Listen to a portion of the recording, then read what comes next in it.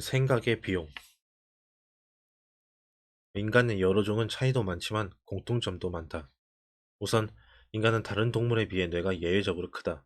무게가 60kg의 포유동물의 뇌는 보통 200세제곱센티미터인데 비해 250만 년 전 살았던 가장 초기의 인류의 뇌 용적이 600세제곱센티미터였고 현대의 사피엔스는 평균 1200에서 1400세제곱센티미터에 달한다. 네안데르탈린의 뇌는 이보다 더 컸다. 우리는 진화 과정에서 큰 뇌가 선호되는 것을 구태여 뇌를 굴려볼 필요도 없을 만큼 당연한 일로 여긴다. 우리는 자신의 높은 지능에 현혹된 나머지 지적인 능력은 크면 클수록 좋다고 가정한다. 하지만 만일 그렇다면 지금쯤 고양이과에서도 미적분을 할 수 있는 개체가 출현했을 것이고 개구리는 지금쯤 나름의 우주계획을 출범시켰어야 하지 않겠는가. 실상을 말하자면 커다란 뇌는 자원을 고갈시키는 밑빠진 독이다. 무엇보다 갖고 다니기 어렵다. 커다란 두개골 안에 들어있으면 더 그렇다. 심지어 연료도 많이 소모한다. 호모 사피엔스의 뇌는 몸무게의 2에서 3%를 차지할 뿐이지만 뇌가 소모하는 에너지는 신체가 휴식 상태일 때 전체의 25%나 된다.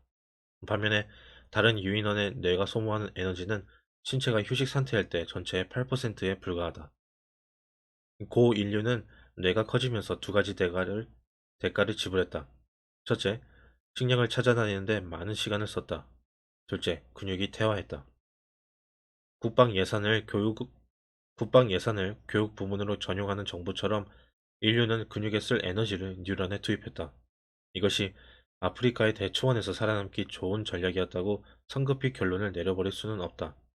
침팬지는 호모 사피엔스와 논쟁을 벌여 이길 수는 없지만 인간을 헝겊 인형처럼 찢어버릴 완력을 갖고 있지 않는가. 오늘날 우리의 큰 뇌는 좋은 성과를 올리고 있고 덕분에 우리는 자동차와 총을 만들 수 있다.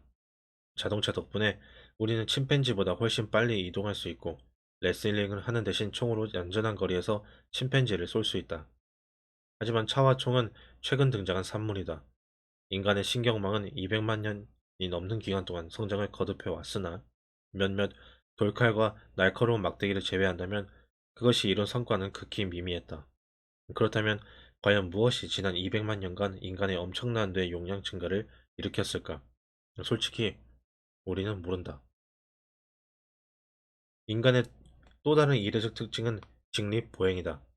대초원에서 똑바로 서면 사냥감이나 적을 찾기가 쉬워진다.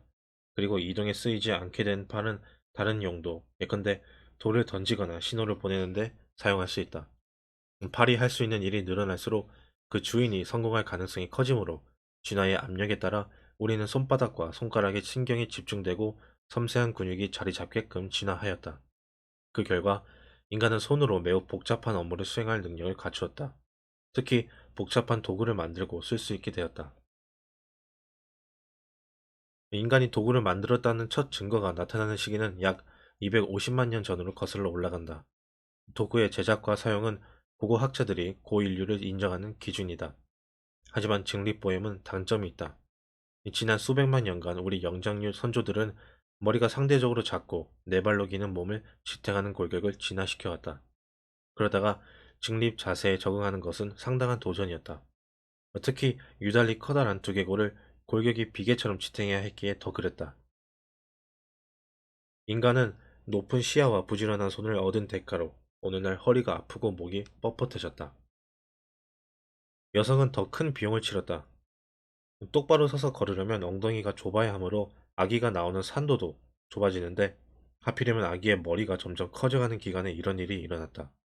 분만 중 사망은 인간 여성에게 주요한 위험이 되었다. 아기의 뇌와 상대 아기의 뇌와 머리가 상대적으로 작고 유연할 때 일찍 출산하는 여성이 더 살아남기 쉬웠고 더 많은 아기를 낳을 수 있었다.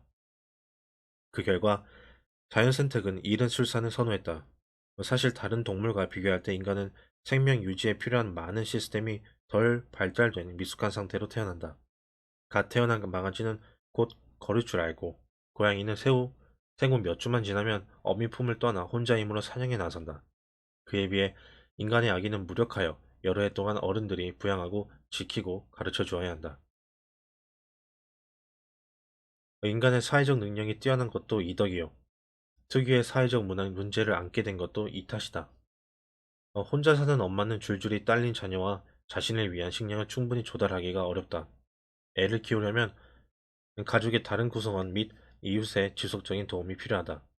인간을 키우려면 부족이 필요했고, 따라서 진화에서 선호된 것은 강한 사회적 결속을 이룰 능력이 있는 존재였다. 게다가 인간은 미숙한 상태로 태어나기 때문에 교육을 받고 사회화할 수 있는 기간이 다른 어떤 동물보다 길다.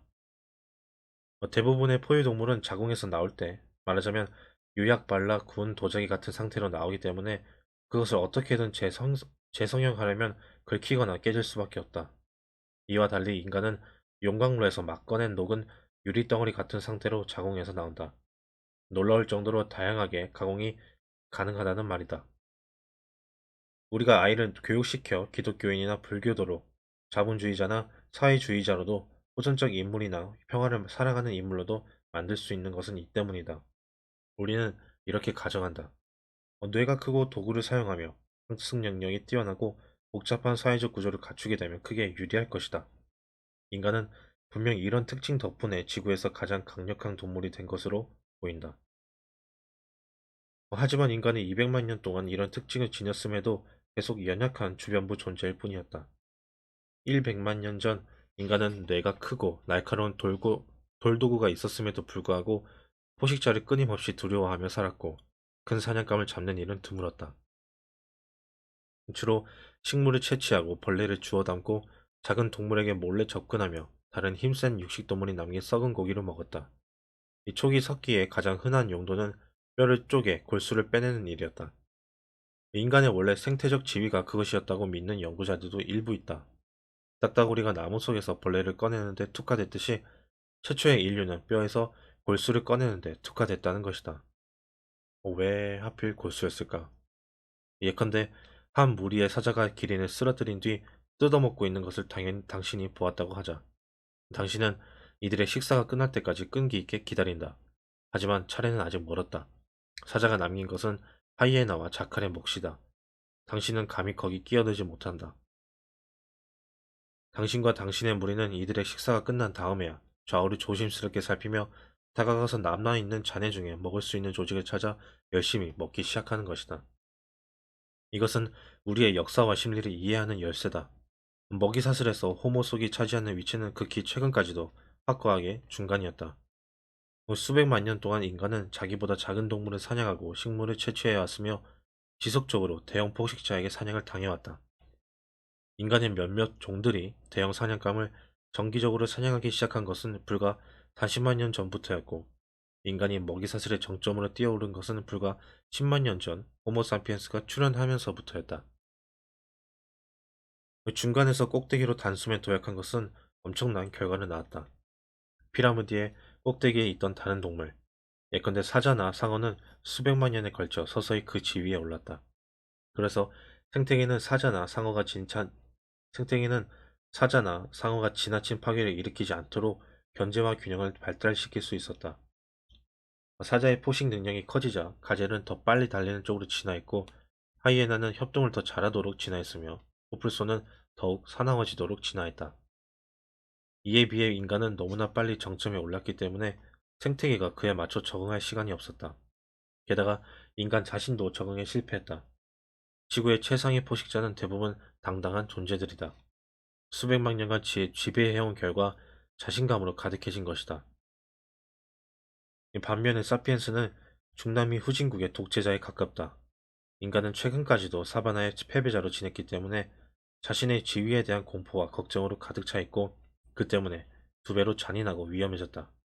치명적인 전쟁에서 생태계 파괴에 이르기까지 역사적 참사 중 많은 수가 이처럼 너무 빠른 도약에서 유래했다.